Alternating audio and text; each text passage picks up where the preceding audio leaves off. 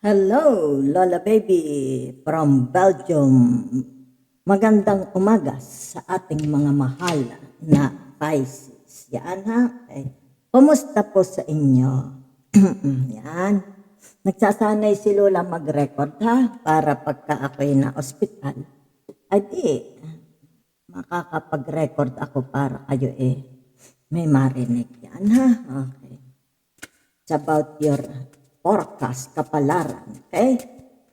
Ngayong October 3 to October 10 para sa mga mahal na Pisces. So, gagamit ako ng 4 na tarot decks.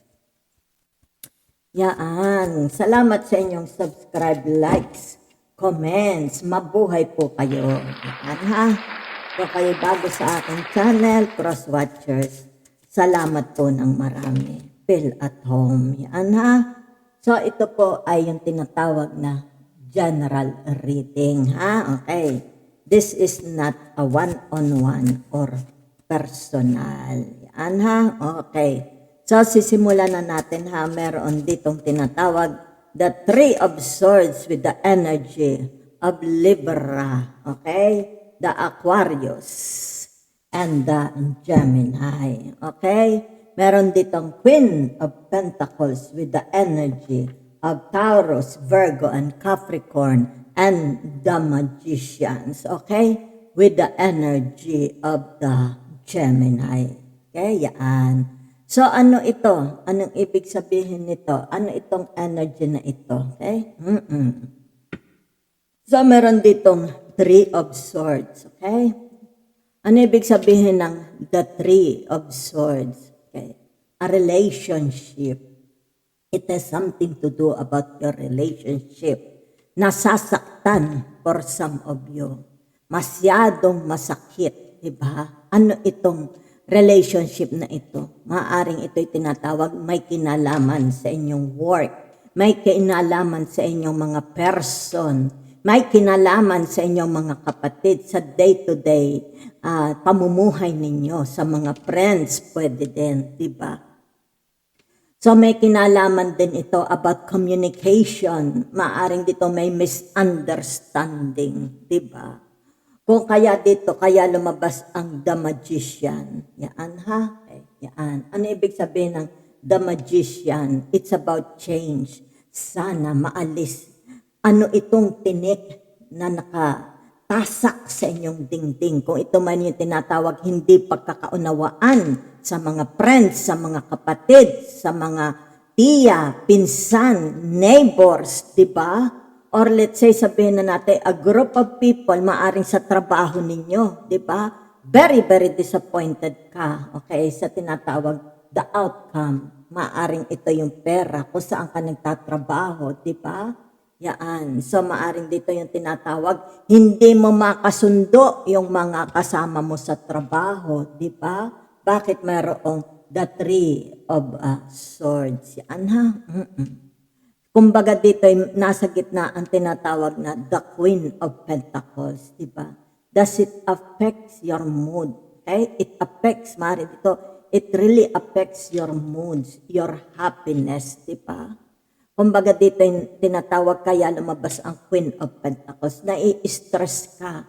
Masyado kang nai-stress. Masyado kang worried. Okay, it affects your emotions so much. Yan. Maaring for some of you, hindi kayo makatulog. Hindi ka makapokus sa iyong ginagawa. At gusto mo ito magbago. Okay, so titingnan natin ha. Okay. Iko-confirm natin itong tinatawag, ika-clarify natin ang the Three of Swords. Okay. So, narito yung tinatawag the Two of Swords. It's either tinatawag choose. You have only two choices. Yan ha. Mabago ito, pakawalan ito. Okay.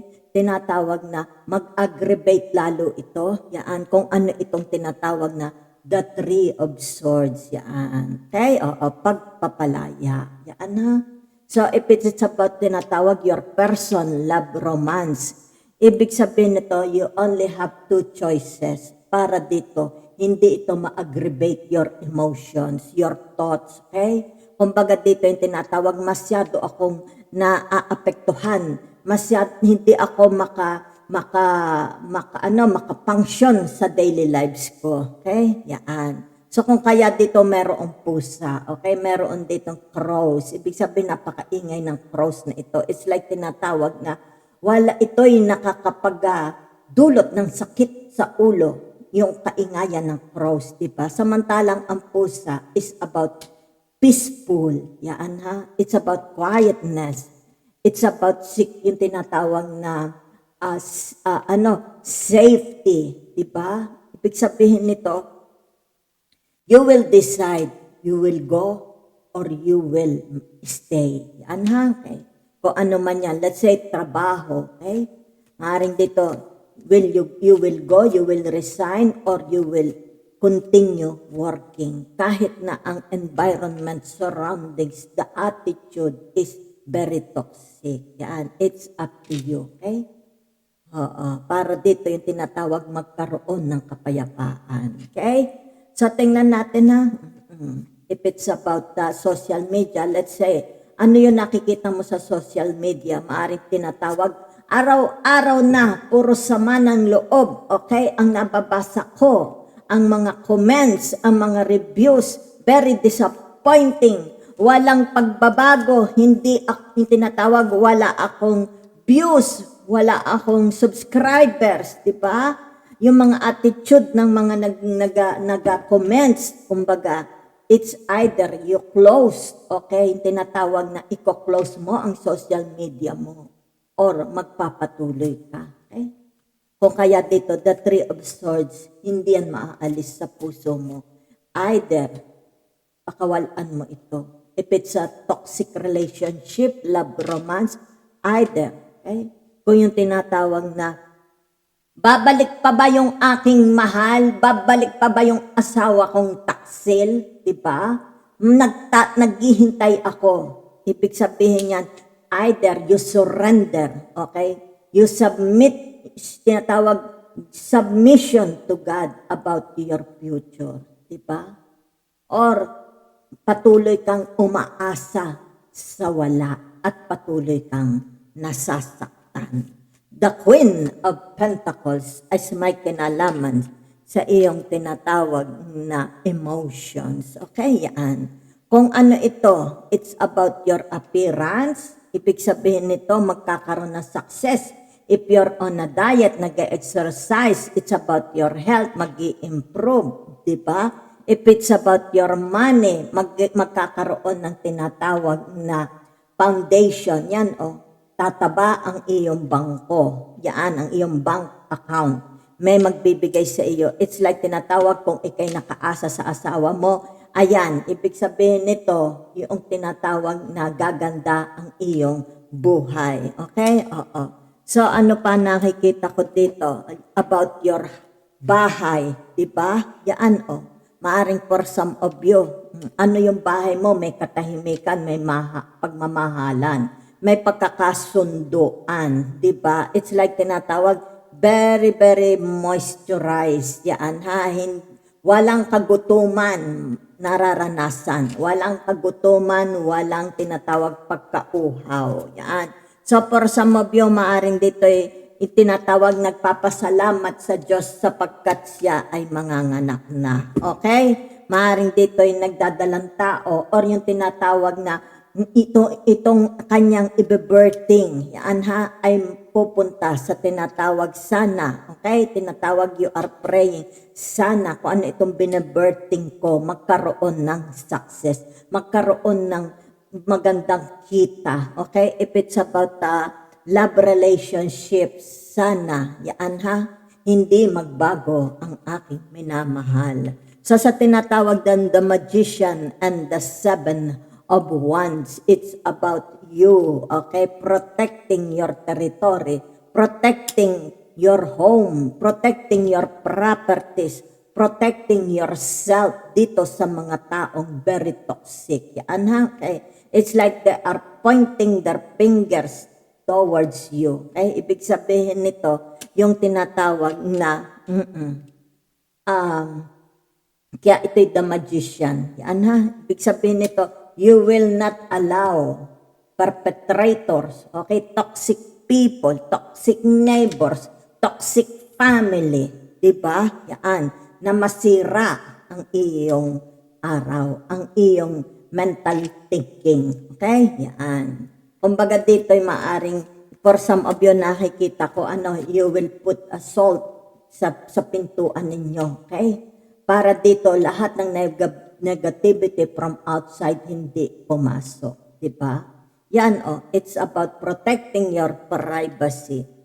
Ayaw mong ikaw ay i-invade pakikialman ng ibang tao. Di ba? Yung tinatawag, they will sasabihin nila sa iyo ang dapat mong gawin. No, no, no, no, no. Yan ha? Okay. O kaya dito, you want tinatawag na independence. Yan ha? If it's about love relationship, hindi mo hahayaang pakialmanan ka ng mga, let's say sabihin natin, family mo. How you will run your life, you will not allow them pakialmanan ka. Okay? So, meron ditong tinatawag. Sandali, the next card. Yan ha?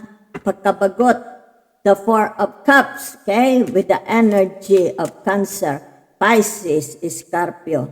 The Four of Wands, okay? With the energy of Aries, yan. Aries, Leo, and the Sagittarius. Yan ha? Okay, the last energy. Tinatawag na the Queen of Cups, okay? With the energy of Pisces, yan, Scorpio, and Cancer, yan ha, okay. So, anong ibig sabihin nito? Ay, tinatawag double confirmation ng the Four of Swords and the Four of Wands, yan ha. Kung ano man yan, ibig sabihin nito, okay, yung sa iyong buhay, it's about your surroundings, sa bahay mo, family relationship, okay? Pagkabagot sa trabaho, okay? Nababagot, ibig sabihin nito, yung tinatawag, walang peace of mind. Yan ha, walang peace of mind for some of you. Maaari ito may kinalaman sa inyong trabaho, maaari ito yung tinatawag sa inyong kung kayo'y nasa mga OFW, yan ha, walang peace of mind, maraming iniisip, yan ha, and it affects your tinatawag na emotions, yan ha. Kumbaga dito ay tinatawag na the Four of Wands, the Aries, the Sagittarius, di ba? So, ibig sabihin nito, ito'y tao, okay, masyado siyang worried sa kanyang family, okay, maaring dito yung tinatawag, masyado iniisip niya, okay, masyado siyang, yun, anong tawag dito, concern sa kanyang bahay, sa kanyang family, di ba? So kung baga dito, ibig sabihin nito, yan, kung ano man ito ha, it's the Four of Cups, sandali lang, yan, sana magkaroon ng tinatawag na paglaya, katapusan, okay? It's like, for some of you ba, may mga sakit ang family o kayo ang may sakit? Yan ha, worried na worried siya, okay, about their situation, life situation. Ano ito? Meron ba ditong tinatawag na confinement? Yan, sa trabaho man, or sa halimbawa ay sa bahay, may confinement because of sickness, or tinatawag na merong na-injured or may mga invalid. Yan ha, masyado siyang concern. Okay, yan. Maaari ito tinatawag sa kanyang person, sa kanyang mga anak, sa kanyang magulang, mga kapatid. Di ba? So, kumbaga dito, yan you keep, nakikita dito, this person, you keep praying. Yan ha, keep praying. Yan. Kung ano ito nangyayari sa bahay mo, okay? Para mapanatili yung tinatawag peacefulness, quietness, loving, di ba? Joy. Kung ano itong mga tinatawag na nagpapabigat sa iyong emotion. Okay? Ibig sabihin nito yung tinatawag na let it go. Yan. Kumbaga dito yung tinatawag na yung tinatawag na huwag mo itong masyadong bigyan ng impact. Okay? Yan. Hayaan mo ito. Okay? Hayaan mo itong dumaan. Okay? It's like tinatawag, if there are losses, let's say sabihin na natin your person lost his job dahil nagkaroon ng tinatawag sickness or accident.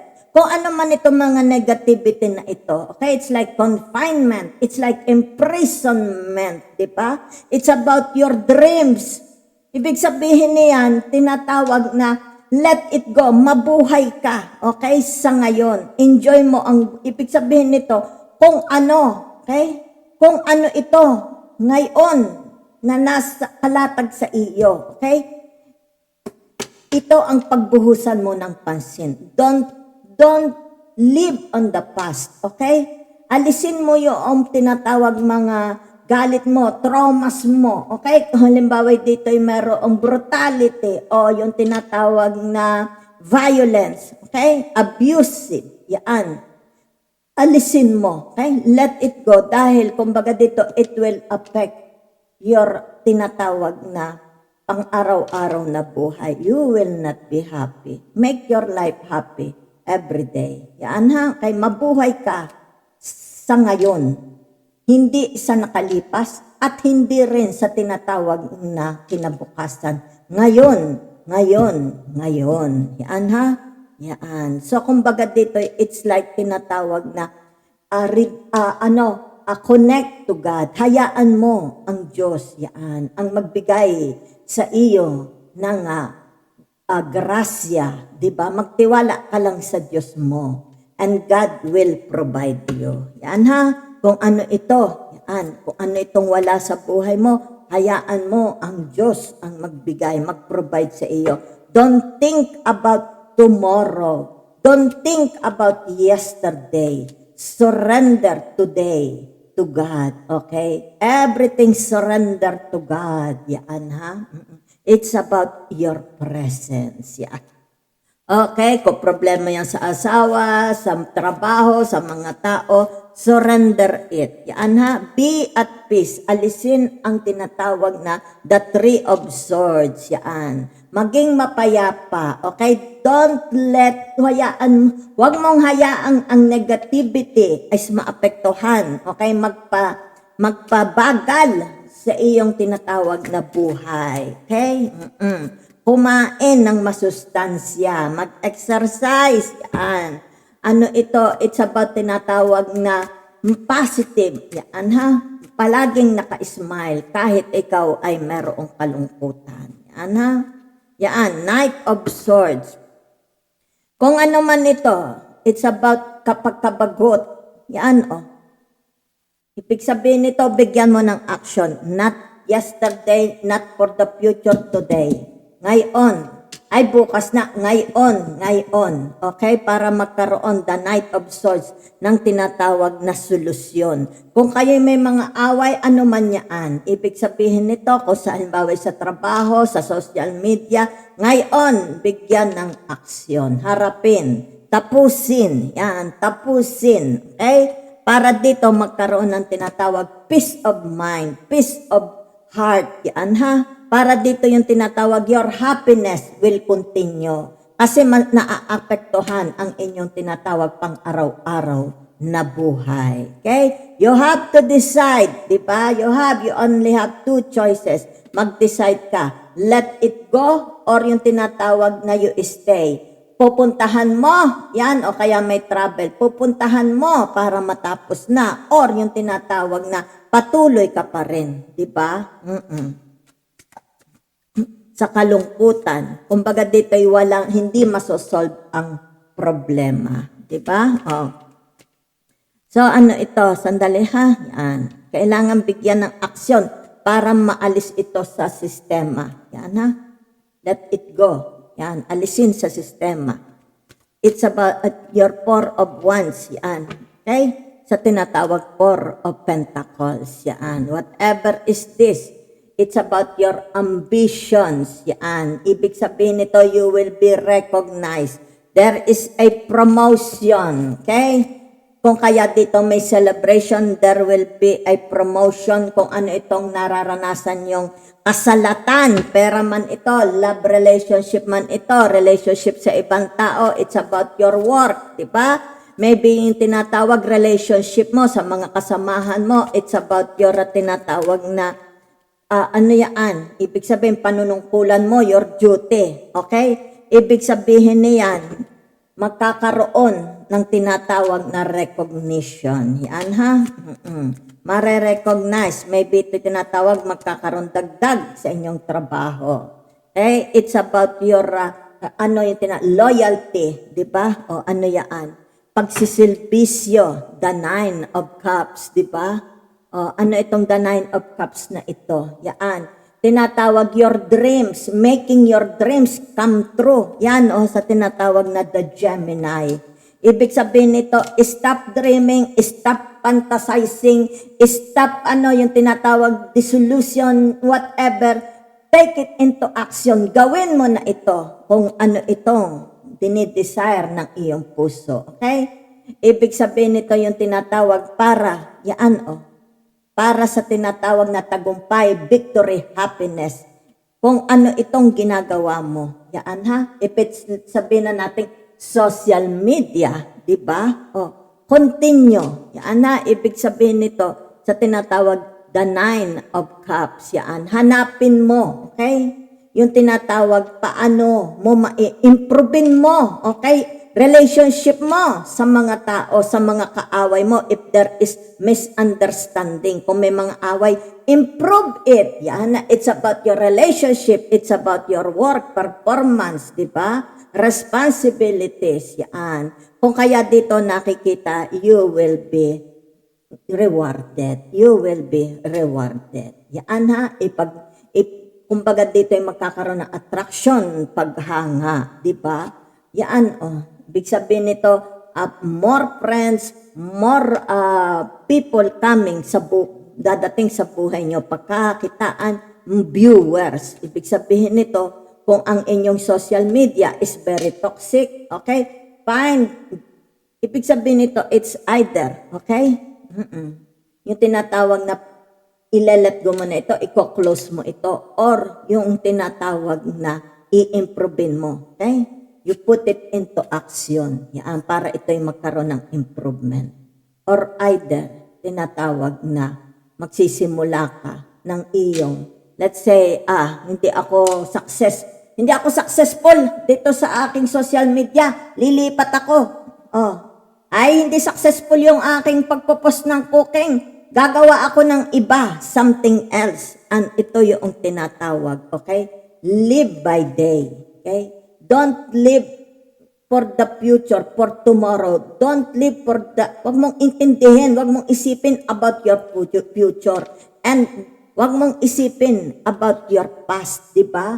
Alisin mo ito, nagpapalungkot sa iyo. Live today, ngayon. If there is a success, tomorrow, sige, diretso uli, hanggang ito ay ma-perfect mo. Okay? Okay, if it's a love relationship, ibig sabihin ito, let's say, sabihin ngayon, huwag bukas, okay? If tomorrow, aking bang asawa'y magbabago, huwag mong isipin yan. Surrender everything to God, okay? You have only 2 choices. Ang manatili, okay, sa iyong tinatawag na pain, or heartbroken, or despair, or yung tinatawag, let it go, letting go, okay? At yung tinatawag na let God, okay? Let God, siya ang magtrabaho sa buhay mo. And ibig sabihin nito, live today. Ang ngayon, ibig sabihin itong ngayon, ang dito ka nakapokus, not your yesterday, not tomorrow. Yan ha? Okay.